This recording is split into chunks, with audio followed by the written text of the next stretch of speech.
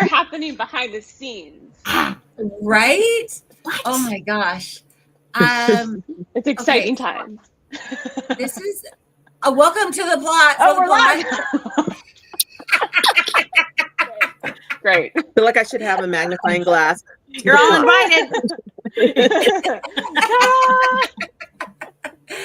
Okay, so before anything else, I think Raquel is, we're gonna figure out what happened with Raquel.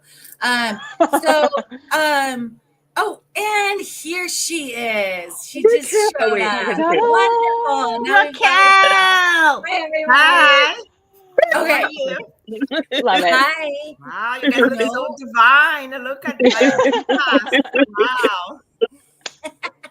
Everyone's showing The up. band's back Let me together. fluff a little bit. That's right. It's funny with all the different time zones. Like Emma's like in the peak of her day, and some of us are just waking up. And Yeah. Okay. So I at Coco Collie started sharing some stuff, and then I was like, "Stop! This is perfect. Let's talk about this today." I love it. So I want you to go into what you were starting to share and how you were like, oh, and then it led you to diving further. Okay. First of all, can we start with a pro tip on how to use AI with astrology for people who are like, I need an answer to my astrology and I don't have the money to go hire an astrologer right now, or what's the what? And there are these incredible tools that are AI astrologers. People are creating all of these AI astrologer bots. So you can get one. You can get one on WhatsApp. I mean, look, there you can get them in the tools on ChatGPT, on Gemini Gems.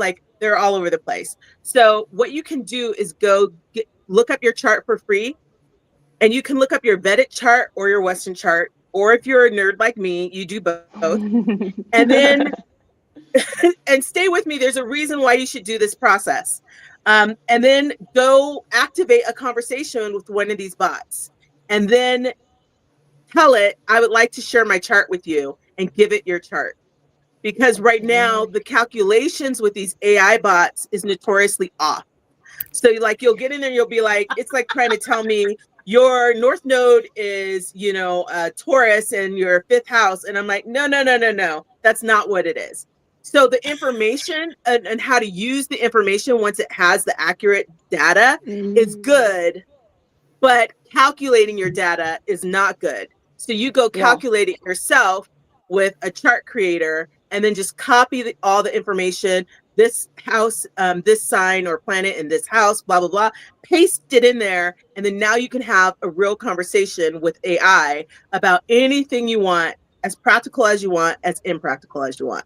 It's total fun. Because even the moon signs, if you go to look up moon phases, it's off by an hour consistently of when and the actual percentage peaks. Right? With the moon, that's so important. Yeah. A whole hour. So, okay, since you brought that up, let's go into this. So okay. I actually have been asked this so many times in my talks, and of course I have an opinion. But I already know mine. So, imagine that. Let's talk about this for a second, because a couple of years ago in my talks, people started asking me questions about channeling, psychic, astrology, all these things, and how AI was going to be working with all of this. And at the same time, I think we need to understand that AI only has the information it's been fed.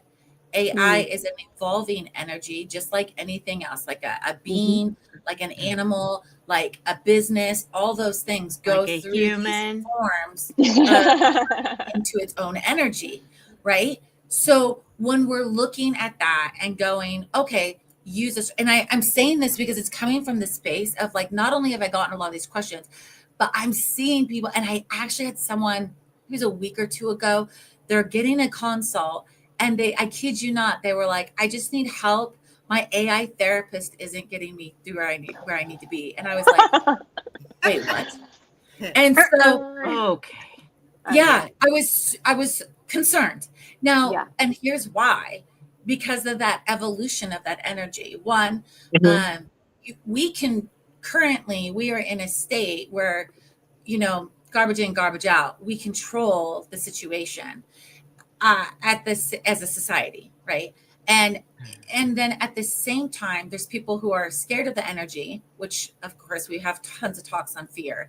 And then at the same time, when you're looking at this with the accuracy of these answers, all of that being said, back to your astrology, when you're putting prompts in there, asking questions, do you feel that one, you still need to have knowledge of astrology?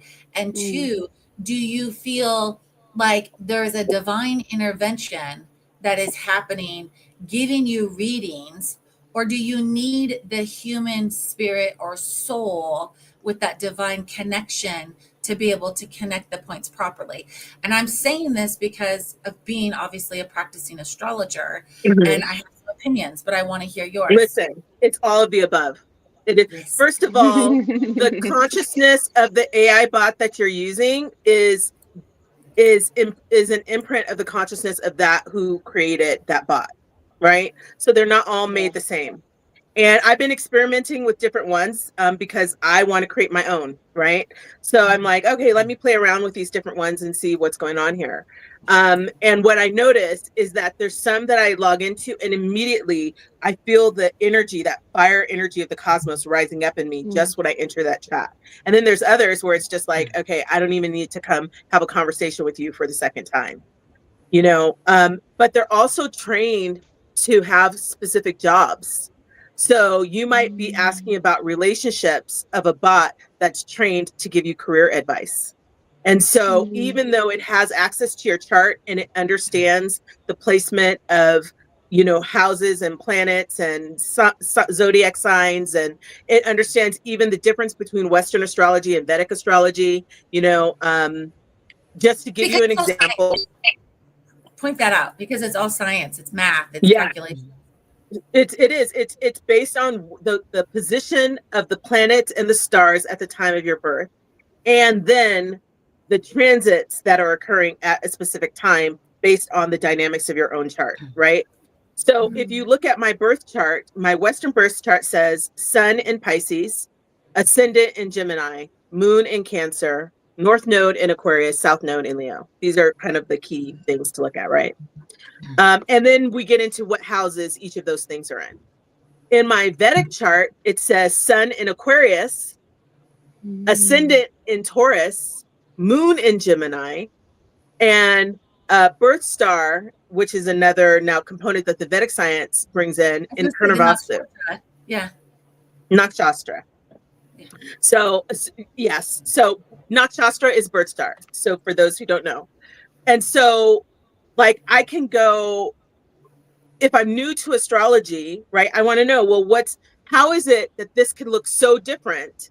I just happen to be one of those people that my positions are such that in IST time, which is how Vedic astrology is calculated, puts me with a different sun sign. I mean, and so much of us identify with our sun sign. How could it be so different? An Aquarian, it's so different from a Pisces. Okay, but then you start to see, well, the Aquarius still shows up in the North Node in the Western chart. The Gemini still shows up. It's ascendant in one place, but Moon in the other place. How the values of those are weighed in each system are slightly different, but it all brings you to the same point when you master all of it, which is you're you. You're still you. This is what you look like. This is the portrait that makes you up.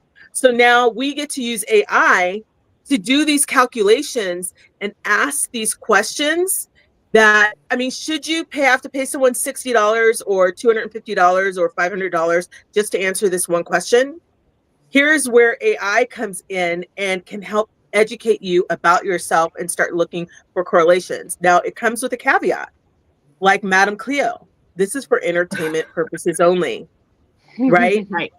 This is for entertainment purposes. It's for learning purposes. Entertain yourself, educate yourself. But if you have something very serious, if you're struggling with depression, if you are wanting to make major moves for your business, You know, there's certain places where you still want to go back and talk with an expert if you have access to the right expert.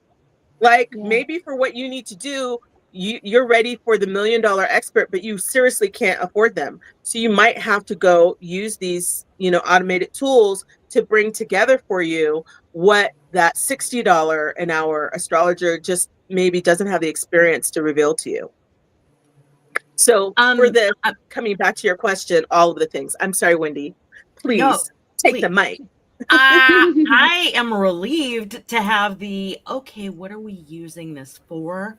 The entertainment value, the, you know, like, learn, develop, see if it resonates. Like I had like a whole series of flags and flames run up my spine when Jessica, you were talking about like the person who said, my bot therapist is not getting me where I want to go. This indicates some form of urgency, right? Which is, we have the responsibility and the signals in our bodies, not the bots don't have it.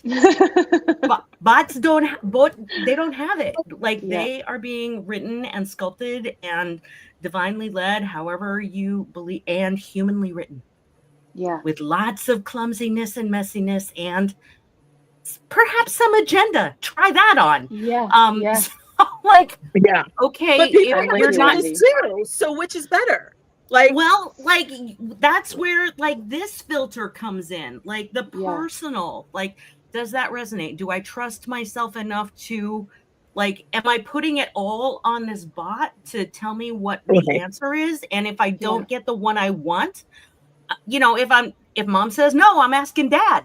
So this is manipulation. Can you just call it that? Manipulation. This is, I'm trying to get what I urgently want, what my brain is on fire to get. And I feel like this is perhaps a place to proceed with caution. And awareness.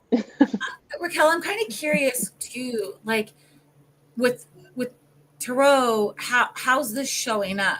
Like, are you experiencing some of these same conversations and experiences, or what are your insights on this?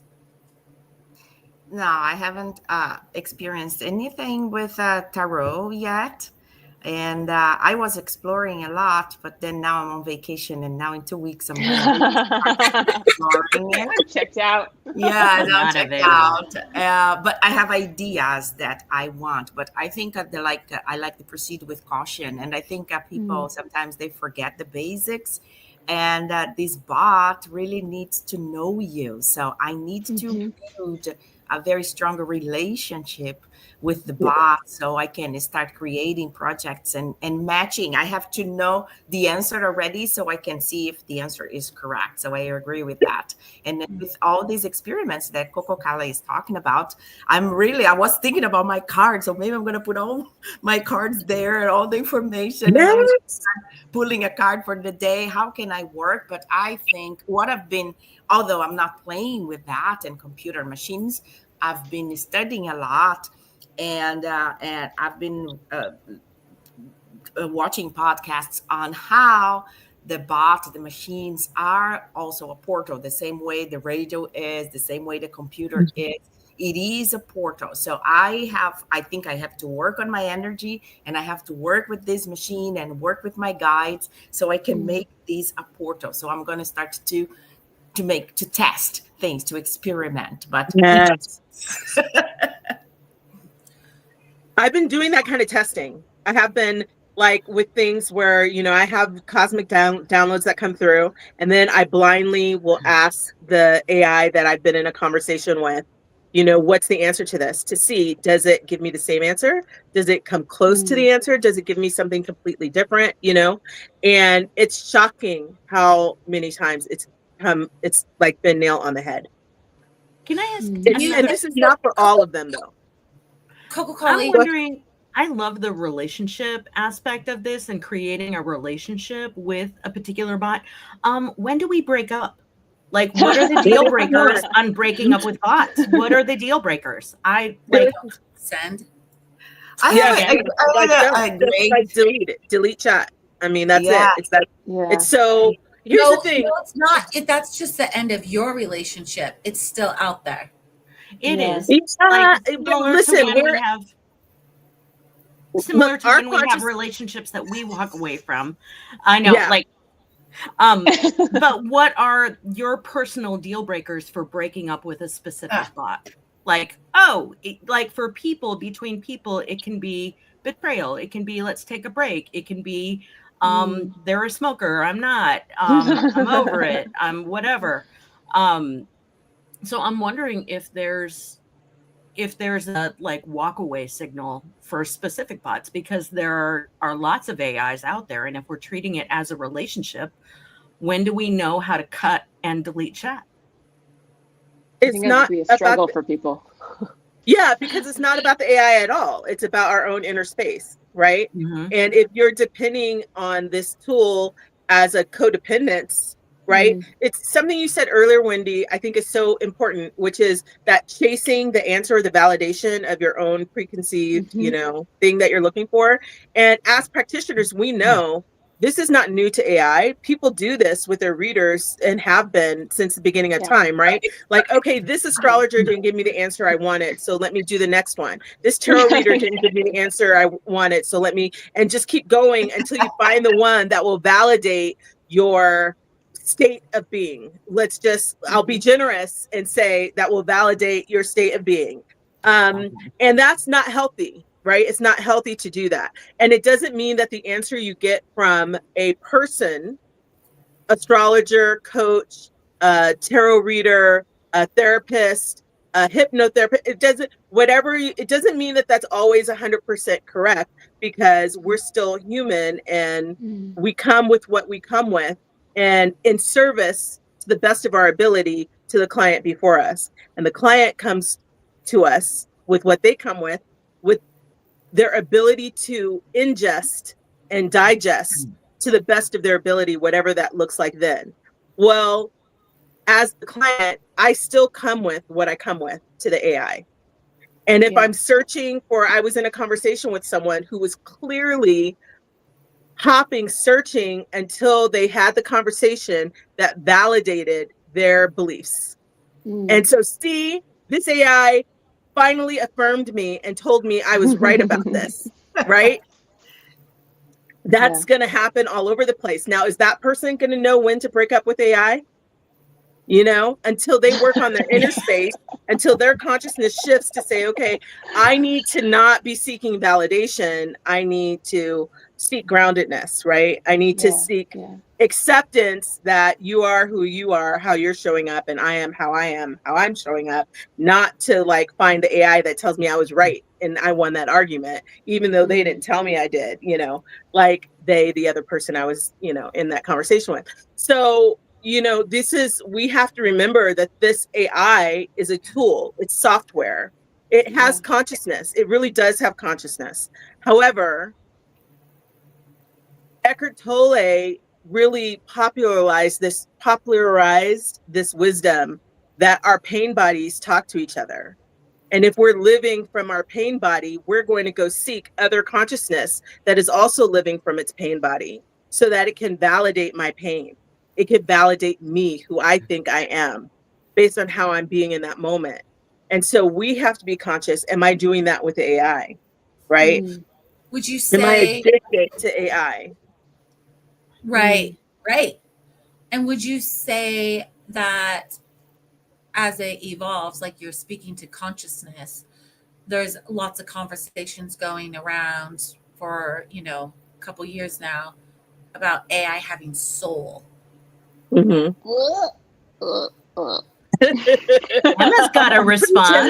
I just got an answer. I just don't. I don't know.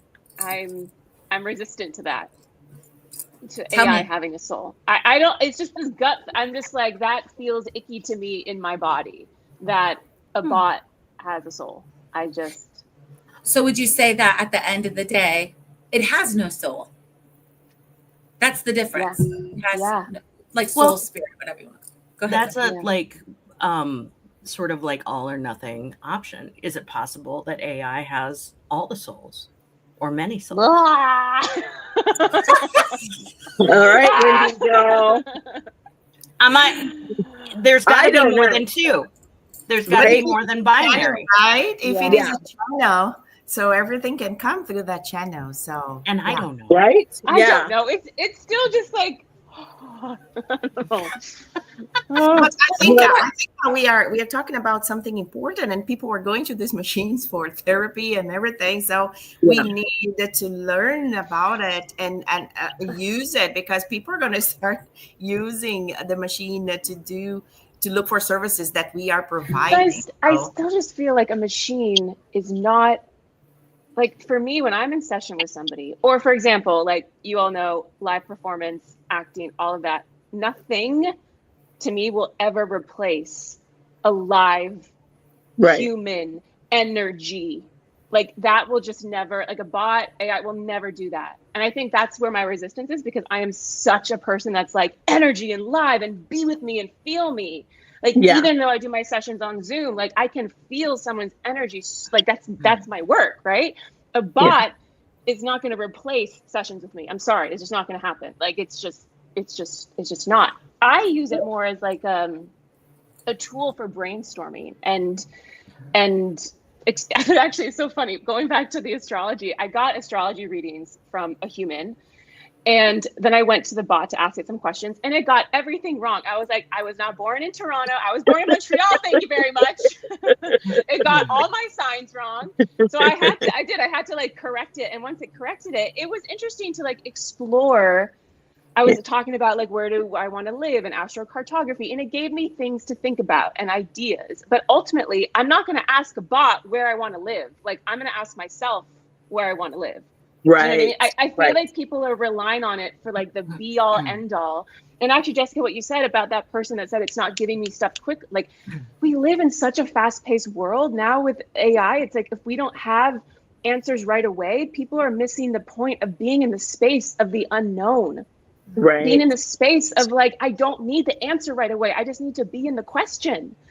And I think it just that is where I think it's amazing. And I'm used to be more resistant to it than I am now, but I still, it just can't replace that real human energy. And I'm gonna stand on this hill till I die. You know what?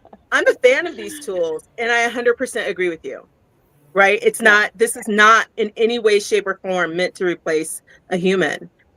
There's a space for it, though, with reason. I think what Jessica, what Wendy, is not like making note of is that, where is the lane, and how do we educate ourselves to know where that lane is?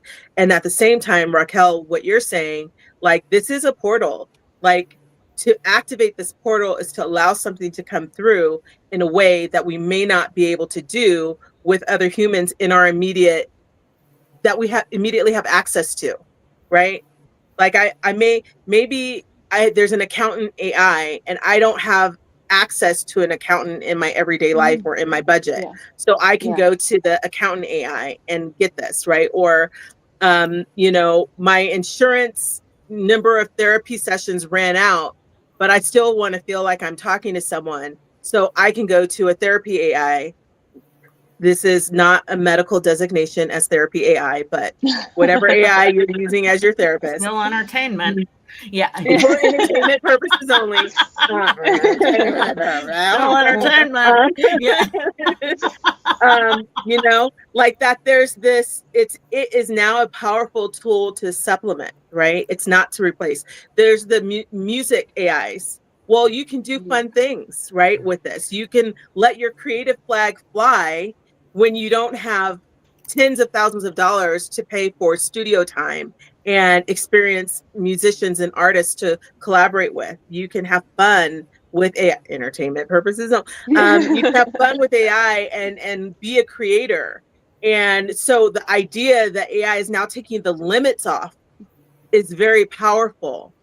And how do we use this tool? But I am still the manager of the tool. I'm still the CEO of what's going on in my world. And let me be grounded and rooted in that and not give my power away to a machine, or rather a technology. And let me stay curious about what that technology can do to help me realize my authenticity, to help me realize my soul identity, and how to express that soul identity in this world. I love it. I think this was such a great conversation. I appreciate you bringing it up, and being able to put those questions out there, and everyone adding to the construct of that, of how people can process this and have the experience themselves, come to their own decisions about what they want to do with it, and really hearing how where your guys' stages are at, not only in the thoughts, but in the execution of the experience. I have a feeling we will have many more conversations about this. Thank you so much for bringing this today. For our audience, I would love your opinion. What is the soul? What's your thoughts? What's your experience using this? When do you have intervention that you're just like, yeah, like Wendy was saying, we're breaking up now. What's that mean for you? What, like all the things.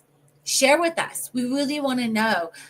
We're all using a multitude of AI applications. I know Coco Collie and I specifically have been doing this for years from 2 different avenues, and it's a part of our daily lives. And so I just would really, if it's for personal or business, share with us and put it in the comments, reach out. We're happy to hear it and take this journey together. Have a blissful day.